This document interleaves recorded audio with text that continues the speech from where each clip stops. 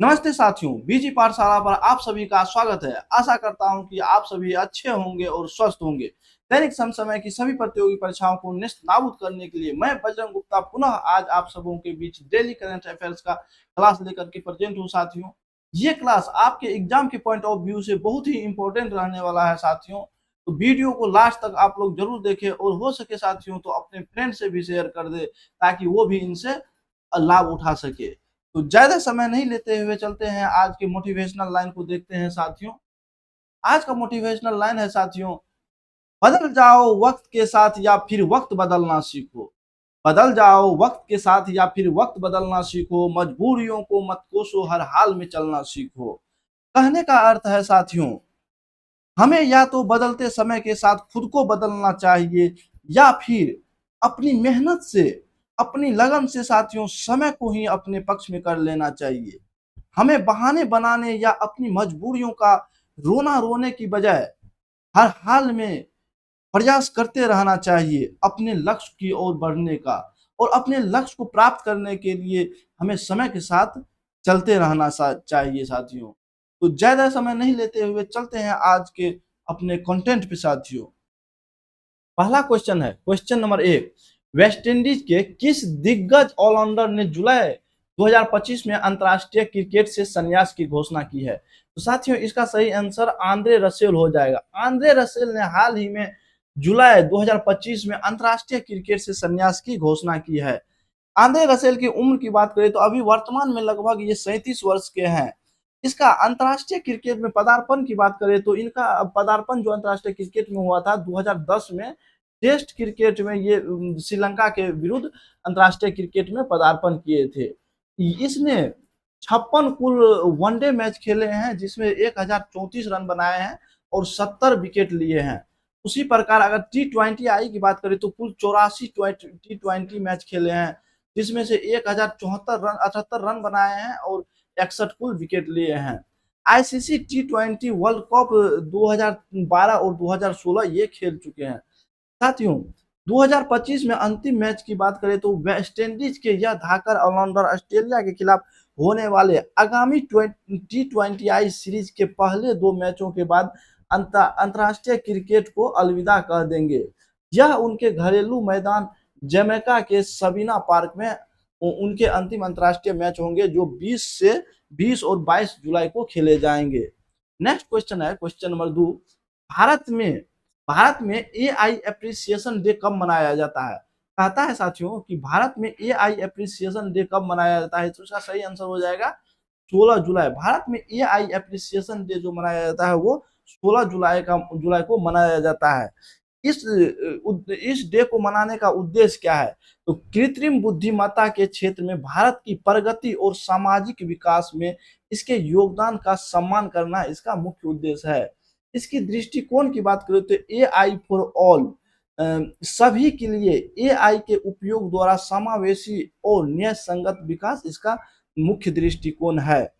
Next question है, question number 3 साथियों, कि आईआईएम कोझिकोड द्वारा ज्ञानोदय केंद्र किस उद्देश्य से शुरू किए गए हैं?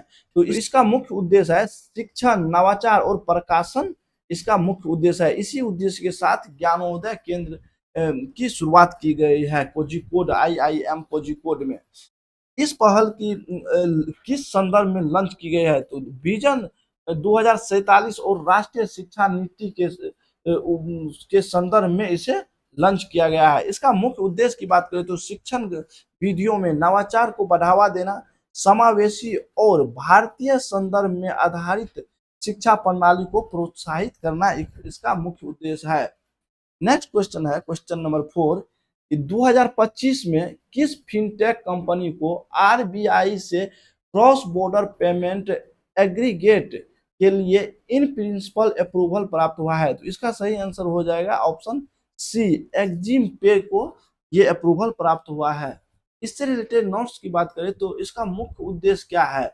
भारत एशिया व्यापार गलियारे पर ध्यान केंद्रित करना, एसएमईएस के लिए भुगतान प्रणाली को सरल बनाना, फिनेंशियल ईयर 2026 तक 10 गुना विकास का लक्ष्य है, मुद्रा विनिमय विनियामक अनुपालन और तेज सेटलमेंट प्रक्रिया को आसान बनाना इसका मुख्य उद्देश्य है। नेक्स्ट क्वेश्चन है क्वेश्चन नंबर 5। बिहार में मतदाता जागरूकता अभियान के लिए हाल ही में किन दो फिल्म कलाकारों को चुनाव आयोग द्वारा आइकन नियुक्त किया गया है? तो इसका सही आंसर हो जाएगा ऑप्शन बी, नीतू चंद्रा और क्रांति प्रकाश झा को बिहार में जो आने वाला चुनाव है लोक विधानसभा का साथियों, उसके आइकन के रूप में नियुक्त किया गया है नीतू चंद्रा और क्रांति प्रकाश झा को। इससे रिलेटेड नोट्स की बात करें तो इसका उद्देश्य क्या है? ये जो चुनाव आयोग द्वारा आइकन नियुक्त किए गए हैं, इसका उद्देश्य क्या है? तो युवाओं, महिलाओं और हाशिए पर मौजूद समूहों को शामिल करते हुए सभी योग्य नागरिकों में मतदाता शिक्षा और भागीदारी को बढ़ाना इसका मुख्य उद्देश्य है। 2025 में बिहार के लिए जो आइकन नियुक्त किए गए हैं चुनाव आयोग द्वारा, वो है नीतू चंद्रा पटना से, जो कि एक अभिनेत्री है, और क्रांति प्रकाश झा जो कि भागलपुर से है, बॉलीवुड अभिनेता है। इससे पहले जो 2023 में चुनाव हुआ था साथियों, उसमें SVEP आइकन के रूप में मैथिली ठाकुर को नियुक्त किया गया था। नेक्स्ट क्वेश्चन है क्वेश्चन नंबर 6। भारतीय सेना ने जुलाई 2025 में आकाश प्रीमियम मिसाइल प्रणाली का सफल परीक्षण कहाँ किया है? इसका सही आंसर हो जाएगा ऑप्शन सी, लद्दाख में। लद्दाख में भारतीय सेना ने जुलाई 2025 में आकाश प्रीमियम मिसाइल प्रणाली का सफल परीक्षण किए हैं। इससे रिलेटेड नोट्स की बात करें तो लद्दाख में 15,000 फीट की ऊंचाई पर ये सफल परीक्षण किए गए हैं आकाश प्रीमियम मिसाइल का। इसकी विकासकर्ता की बात करें तो DRDO द्वारा इसका विकास किया गया है। यह उन्नत मध्यम दूरी की सतह से हवा में मार करने वाली मिसाइल प्रणाली है। इसकी विशेषता की बात करें तो इसकी विशेषता है उन्नत शिखर तकनीक, सभी मौसम में लक्ष्य भेदन की क्षमता और 360 डिग्री सुरक्षा इसका मुख्य विशेषता है। अगला क्वेश्चन है क्वेश्चन नंबर 7। 2025 में नेल्सन मंडेला इंटरनेशनल डे कब मनाया जाता है? इसका सही आंसर हो जाएगा 2025 में नेल्सन मंडेला इंटरनेशनल डे जो है साथियों, वो 18 जुलाई को मनाया गया है। इससे रिलेटेड नोट्स है कि नेल्सन मंडेला इंटरनेशनल डे की शुरुआत 2009 में नेल्सन मंडेला फाउंडेशन द्वारा की गई थी। संयुक्त राष्ट्र ने इसे 18 जुलाई को आधिकारिक रूप से मान्यता दी। यह नेल्सन मंडेला का जन्मदिन भी है। 18 जुलाई को नेल्सन मंडेला का जन्मदिन भी होता है, इसलिए इस दिवस को नेल्सन मंडेला इंटरनेशनल डे के रूप में मनाया जाता है। मंडेला की बात करें तो दक्षिण अफ्रीका के पहले अश्वेत राष्ट्रपति और एंटी अपार्टेड आंदोलन के नेता, मतलब एंटी रंगभेद आंदोलन के नेता उन्हें माना जाता है। उन्होंने 27 साल तक जेल में बिताए और 67 साल मानवता की सेवा की। इस बार जो 2025 में नेल्सन मंडेला इंटरनेशनल डे मनाया जा रहा है, उसका थीम की बात करें तो गरीबी और असमानता को जड़ से मिटाने के लिए व्यक्तिगत और सामूहिक प्रयासों पर बल देना इसका थीम है। अगला क्वेश्चन है क्वेश्चन नंबर 8। उच्च न्यायालय के 18 न्यायाधीशों का तबादला और प्रत्यावर्तन किस अनुच्छेद के अंतर्गत किए गए हैं? हाल ही में 14 जुलाई को उच्च न्यायालय के 18 न्यायाधीशों का तबादला और प्रत्यावर्तन किए गए हैं। तो वही क्वेश्चन है कि वो किस अनुच्छेद के तहत किए गए हैं? तो इसका सही आंसर हो जाएगा ऑप्शन सी, अनुच्छेद 222 के तहत उच्च न्यायालय के न्यायाधीशों का तबादला और प्रत्यावर्तन किए गए हैं। इससे रिलेटेड नोट्स की बात करें तो तारीख 14 जुलाई 2025 को केंद्र सरकार ने 18 उच्च न्यायालय के न्यायाधीशों के स्थानांतरण और प्रत्यावर्तन को अधिसूचित किया। सिफारिश की बात करें तो यह कदम 26 मई 2025 को सुप्रीम कोर्ट के कोलोजियम द्वारा की गई सिफारिश पर आधारित है। संवैधानिक आधार की बात करें तो यह जो उसका स्थानांतरण और प्रत्यावर्तन किए गए हैं, तो वो किस अनुच्छेद के तहत किए गए हैं? तो 222 अनुच्छेद के तहत, जिसमें राष्ट्रपति भारत के मुख्य न्यायाधीश से परामर्श के बाद एक उच्च न्यायालय के न्यायाधीश को दूसरे उच्च न्यायालय में स्थानांतरित कर सकते हैं। नेक्स्ट क्वेश्चन है question number 9। 2024-25 FIH hockey pro league में पॉलीग्रास मैजिक स्किल अवार्ड जीतने वाली पहली भारतीय खिलाड़ी कौन बनी है? इसका सही आंसर हो जाएगा option C, Deepika Sehrawat. Deepika Sehrawat FIH hockey pro league में पॉलीग्रास मैजिक स्किल अवार्ड जीतने वाली पहली भारतीय बन गई है। इसकी बात करें तो यह हिसार हरियाणा से बिलोंग करती है। उपलब्धि की बात करें तो पहली भारतीय महिला है जिन्होंने पॉलीग्राफ मैजिक स्किल अवार्ड जीती है। इस पुरस्कार के बात करें तो हॉकी प्रो लीग में सबसे रचनात्मक और कुशल खेल को दिखाने के लिए यह पुरस्कार दिए जाते हैं। नेक्स्ट क्वेश्चन, क्वेश्चन नंबर 10 है, विश्व अंतर्राष्ट्रीय न्याय दिवस world day for international justice प्रति वर्ष किस दिन मनाया जाता है? इसका सही आंसर ऑप्शन सी हो जाएगा। प्रति वर्ष 17 जुलाई को विश्व अंतर्राष्ट्रीय न्याय दिवस के रूप में मनाया जाता है। इसकी बात करें तो ये इसकी शुरुआत रोम संधि जो कि 17 जुलाई 1998 को जिसको स्वीकृति मिली थी, इसी के तहत अंतर्राष्ट्रीय आपराधिक न्यायालय की स्थापना की गई थी। उसी को याद करते हुए 17 जुलाई को प्रत्येक वर्ष विश्व अंतर्राष्ट्रीय न्याय दिवस के रूप में मनाया जाता है।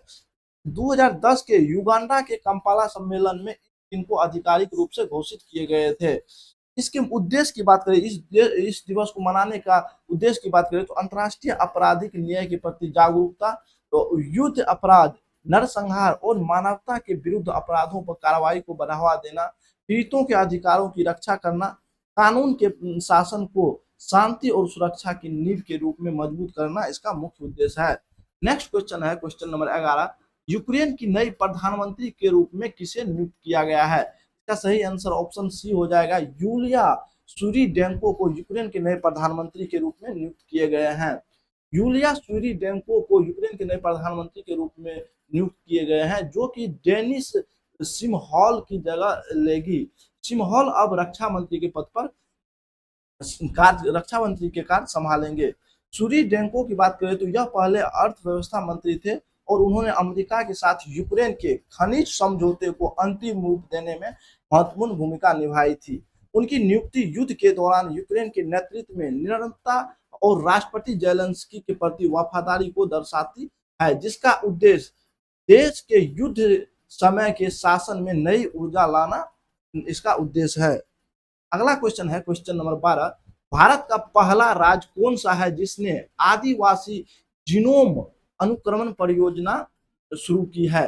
तो इसका सही आंसर ऑप्शन डी हो जाएगा, गुजरात। भारत का पहला राज्य गुजरात है जिसने आदिवासी जीनोम अनुक्रमण परियोजना शुरू की है। इससे रिलेटेड नोट्स की बात करें तो इस परियोजना का उद्देश्य है कि 17 जिलों, गुजरात के जो 17 जिले के 2000 आदिवासियों व्यक्तियों के जीनोम का अनुक्रमण कर अनुवांशिकी रोगों की पहचान और व्यक्तिगत चिकित्सा समाधान को विकसित करना इसका इस परियोजना का मुख्य उद्देश्य है।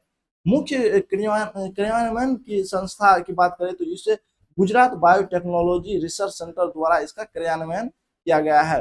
इसमें प्रमुख बीमारी की जो बात करें जिसकी पहचान की जाएगी तो वह है sickle cell anaemia, thalassaemia, cancer, ये सभी रोग को इसमें प्रमुखता से देखा जाएगा और उसका पहचान किया जाएगा, जिससे होगा कि यह परियोजना भारत में आदिवासियों स्वास्थ्य अनुसंधान को सशक्त बनाएगी और अन्य राज्यों के लिए यह उदाहरण प्रस्तुत करेंगे। तो साथियों, आज का करंट अफेयर्स का क्लास ये रहा, जो कि आप लोगों के एग्जाम के पॉइंट ऑफ व्यू से बहुत ही इंपॉर्टेंट रहने वाला है। तो वीडियो को अगर लास्ट तक देखे हैं, वीडियो को लाइक करें और चैनल को सब्सक्राइब कर ले साथियों, और बेल आइकन को दबा ले ताकि आने वाले हर एक वीडियो का आप लोगों को अपडेट मिलता रहे।